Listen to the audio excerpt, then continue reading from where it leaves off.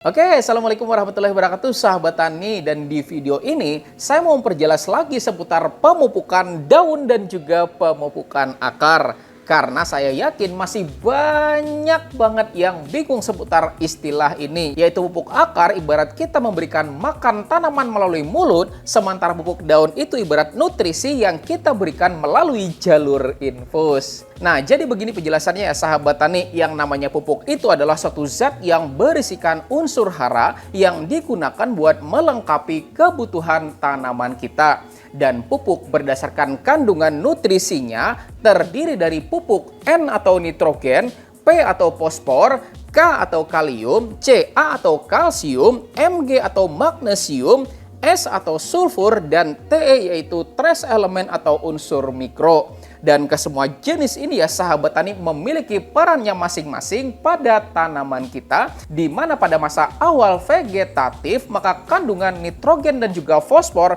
lebih banyak dibutuhkan oleh tanaman kita buat pertumbuhan dan juga perkembangan vegetatifnya. Sementara unsur kalium ya sahabat tani belum dibutuhkan sebanyak unsur nitrogen dan juga fosfor. Karena kalium di sini hanya berperan sebagai pendukung pada kesehatan tanaman kita. Kemudian ketika masuk masa vegetatif transisi maka tanaman membutuhkan ketiga unsur hara makro ini yang seimbang. Lalu kemudian pada masa awal generatif maka tanaman membutuhkan unsur P yang lebih tinggi buat mendukung pada pembungaannya. Lalu pada masa generatif akhirnya maka tanaman membutuhkan unsur kalium yang paling tinggi. Nah, perlu kita ketahui ya sahabat tani, pada dasarnya semua unsur hara itu sebetulnya sudah tersedia pada tanah pertanian, baik nitrogen, fosfor, kalium, kalsium, magnesium, sulfur, dan juga trace elemen. Itu semuanya sudah ada di tanah ya sahabat tani. Tetapi tiap-tiap tanah pasti berbeda ketersediaannya. Maka dari itu penambahan pupuk bertujuan untuk memberikan kekurang tersediaan tersebut biar tanaman kita tetap dapat tumbuh lebih subur, sehat, berbuah banyak, dan juga menghasilkan panen buat kita semua. Nah, beberapa faktor yang dapat menurunkan ketersediaan unsur hara itu pertama namanya adalah pH, di mana pH merupakan singkatan dari power of hydrogen atau potential of hydrogen. Dan pH ini ya sahabat tani mempengaruhi bagaimana ketersediaan unsur hara di dalam tanah. Nah, saya jelasin ya sahabat tani menggunakan sebuah grafik biar kita semua mudah dalam pemahamannya. Nah, bisa dilihat ketika pH-nya 5 ya sahabat tani maka beberapa unsur hara warnanya merah ya kan. Artinya ketersediaannya minim atau bahkan hampir tidak tersedia sama sekali di tanah. Nah, kelihatan kan grafiknya seperti ini. Lalu kemudian ketika pH-nya naik menjadi 5,6, nah sudah kelihatan kan ya sahabat tani, jadi lebih tinggi ya kan. Lalu kemudian ketika pH-nya 6,1, grafiknya seperti ini. Nah, sudah lebih tinggi lagi kan. Dan seperti ini adalah grafik pH tanah pada kisaran 6,5 sampai dengan 7. Nah, ketersediaannya jauh lebih optimal ya nggak sahabat tani.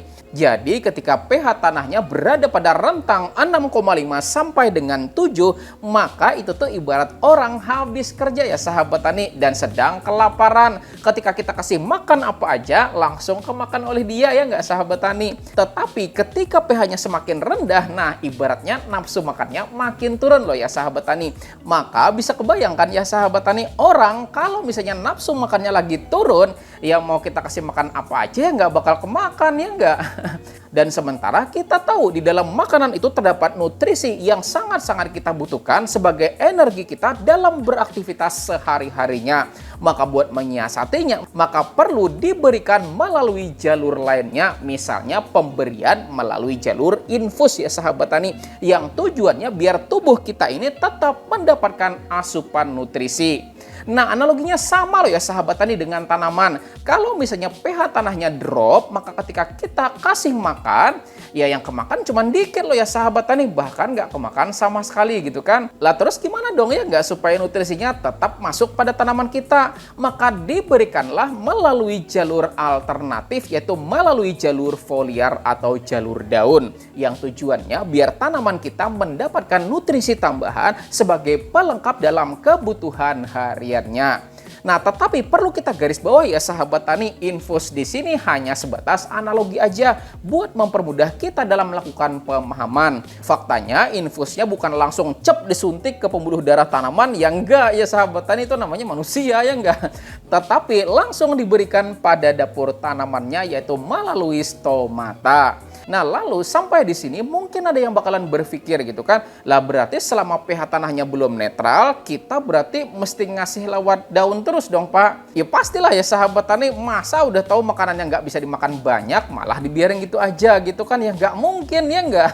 Makanya ketika sudah tahu bahwa pH tanahnya rendah atau drop ya sahabat tani, pemberian lewat akar pasti nggak bakalan maksimal karena adanya faktor tertentu. Maka sembari kita benahi hal tersebut, maka kita juga lakukan pemberian asupan tambahan biar tanaman kita tetap mendapatkan nutrisi hariannya. Apalagi ya sahabat tani, rata-rata ya nggak, petani di Indonesia jarang banget ngecek pH, apalagi punya pH meter ya nggak. Dan terkadang pemberian bahan pembenah tanah juga kira-kira ya nggak sahabat tani. Ya pasti kan pH tanahnya kita nggak bisa memastikan ya nggak sahabat tani. Makanya dengan penambahan pemberian pupuk melalui daun, maka kita otomatis menambah nutrisi yang kita tambahkan pada tanaman kita. Nah, lalu mungkin di antara Anda ada yang bakalan kepikiran gitu kan, lah kalau misalnya saya sudah bisa memastikan bahwa pH tanah saya netral gitu kan, berarti saya boleh dong stop penggunaan pupuk daun. Saya jawab boleh, asalkan kita sudah benar-benar yakin bahwa pH tanah kita sudah betul-betul optimal. Maka pemberian melalui akar saja sudah cukup untuk memberikan nutrisi pada tanaman. Tetapi ini ya sahabat tani, dan ini prinsip saya gitu kan, boleh dipakai boleh tidak. Tetapi saya pribadi ya sahabat tani, kan aktivitas penyemprotan itu bukan cuma nyemprot pupuk daun aja ya enggak. Tetapi kita juga melakukan penyemprotan sebagai langkah antisipasi atau pengendalian hama maupun penyakit. Ya bagi saya rugi dong kalau misalnya aktivitas penyemprotan itu cuma nyemprot fungi sama insek aja, ya rugi ya sahabat tani. Ya kenapa enggak gitu kan, kita barengi pemupukan melalui daun juga. Karena waktunya sama, capeknya sama, dan kalau Anda misalnya ngupah ya biayanya juga sama ya enggak. Yang mendingan sekalian gitu kan. Tetapi ini hanya sebuah prinsip, ya mau diikutin boleh, enggak juga enggak apa-apa ya sahabat tani. Toh namanya prinsip, tiap orang kan beda-beda. Cuma jangan sampai karena sebuah perbedaan lalu dengan mudah bilang orang lain, oh bodoh kayak gitu kan, yang ya jangan gitu ya sahabat tani. Nah selanjutnya, misalnya Anda memiliki anak dan kebetulan lagi nggak enak badan, lalu disuruh minum nutrisi atau suplemen gitu kan, dan kebetulan suplemennya itu bentuk bijian. Nah jadi tipe anak itu ya sahabat tani, ada yang mau langsung disuruh minum suplemen bijian itu ada, tetapi ada yang pas disuruh minum langsung dimuntahin gitu ya sahabat tani. Nah kalau sudah seperti itu caranya, bagaimana gitu kan? Maka dijadikan puyer ya sahabat tani dengan penambahan air. Nah tetapi ada juga loh ya sahabat tani, anak-anak yang bahkan kita udah puyerin gitu kan ditambah air, tetap aja dimuntahin ya enggak? Nah kalau sudah begitu caranya, mau digimanain lagi coba? Ya mesti diinfus ya enggak? Nah gitu juga loh ya sahabat tani dengan tanaman yang lagi sakit gitu kan. Nah ketika tanaman lagi sakit ya sahabat tani, memang ada yang masih bisa melakukan penyerapan melalui akar. Tapi pasti ada juga yang tidak bisa ya enggak sahabat tani. Makanya dengan kita melakukan pemberian melalui daun, maka tanaman mau nggak mau bakalan menyerap nutrisi yang sudah kita berikan pada dapurnya langsung. Artinya pemupukan di sini ya sahabat tani sebagai alternatif nutrisi cepat terserap bagi tanaman kita yang sedang terserang hama maupun penyakit. Nah selanjutnya, saya baru aja ya sahabat tani memberikan pelatihan pemupukan pada sebuah daerah yang mayoritasnya itu tanam padi di daerah tergenang air. Dan kalau sudah tergenang itu lama banget ya sahabat tani, bahkan nggak kering-kering gitu kan. Nah kalau sudah seperti itu kondisinya, terus gimana coba kalau kita memupuk lewat akar? Yang nggak bisa ya sahabat tani. Maka rekomendasi kita ya sahabat tani, daripada kita memaksakan pemupukan melalui akarnya, yang ada malah bikin pupuknya hambar gitu kan, karena airnya banyak ya enggak. Maka pemberian pemupukan melalui semprot adalah alternatif buat menambah nutrisi pada tanaman padi di sana. Dan cara ini juga berlaku loh ya sahabat tani bagi Anda yang tinggal di daerah yang salinitasnya itu tinggi. Dan yang dimaksud salinitas tinggi ya sahabat tani, itu menandakan seberapa tinggi kadar garam pada suatu daerah. Nah, selanjutnya sahabat tani, kebalikannya dari tadi gitu kan. Misalnya kondisinya kering kerontang ya sahabat tani. Pasti pernah kan nemuin. Nah, pertanyaan saya, airnya mana? Nggak ada kan? Atau sulit kan ya sahabat tani? Dan seperti yang sering saya bilang gitu kan, bahwa tanaman itu dia tuh nggak makan pupuk ya sahabat tani. Siapa tahu Anda juga mikir gitu kan, oh kalau kita tabur pupuknya tanaman bakal langsung makan pupuk. Nggak ya sahabat tani, tanaman itu tidak makan pupuk. Tetapi tanaman itu menyerap unsur hara yang sudah terlarut di dalam air. Nah, lalu pada saat kemarau nggak ada hujan sama sekali, berarti gimana dong kita ngasih pupuknya pada tanaman, ya nggak? Dan kalau Anda jawab kocor, nah itu betul banget ya sahabat tani. Jawabannya adalah dikocor, karena kocor adalah metode pemberian air melalui akar yang memang paling efektif pada situasi dan kondisi seperti ini. Tetapi gimana kalau misalnya kondisinya ternyata sumur pun bahkan kering gitu kan ya sahabat tani, susah juga cari airnya gitu kan. Ya daripada kita maksain nabur pupuk juga nggak bisa terserap, malah yang terjadi malah nguap ya sahabat tani, maka mending kita aplikasikan pemupukannya melalui daun aja, dan bisa kita aplikasikan pada pagi atau sore hari. Meskipun ya sahabat tani memang nggak bisa 100% memenuhi kebutuhan nutrisi pada tanaman, tetapi minimal ada yang masuknya nggak sahabat tani.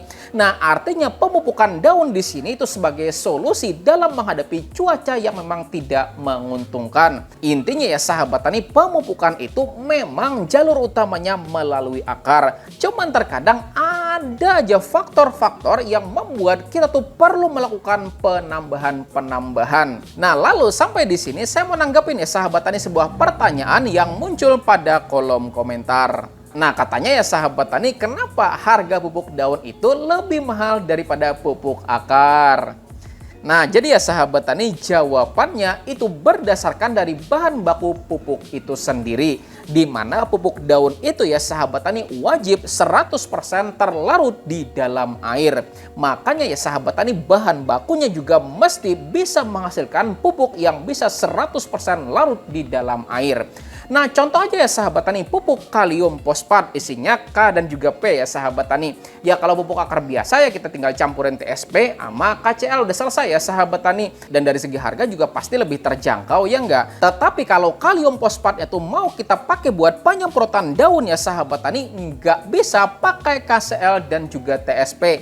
Karena wajib 100% larut di dalam air. Dan contoh bahannya adalah asam fosfat dan juga kalium hidroksida. Dan dari segi harga bahan bakunya, nah asam fosfat dan juga kalium hidroksida ini ya sahabat tani masing-masing harganya udah di atas 30 ribuan. Nah, makanya ya sahabat tani, kalau kita pakai kedua bahan ini maka otomatis biaya produksinya pasti bakalan lebih tinggi juga. Kemudian yang selanjutnya dari segi kecepatan pelepasannya, di mana SP36 atau TSP ya sahabat tani mau Anda rendam berapa lama pun, mau diaduk bagaimanapun tetap sulit buat larutnya ya nggak sahabat tani.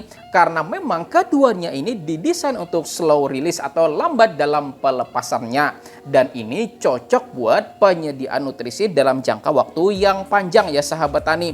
Tetapi kalau misalnya sudah ditemukan gejala defisiensi atau gejala kekurangan unsur hara, maka mau nggak mau kita mesti mencari satu nutrisi yang cepat buat terserap oleh tanaman kita.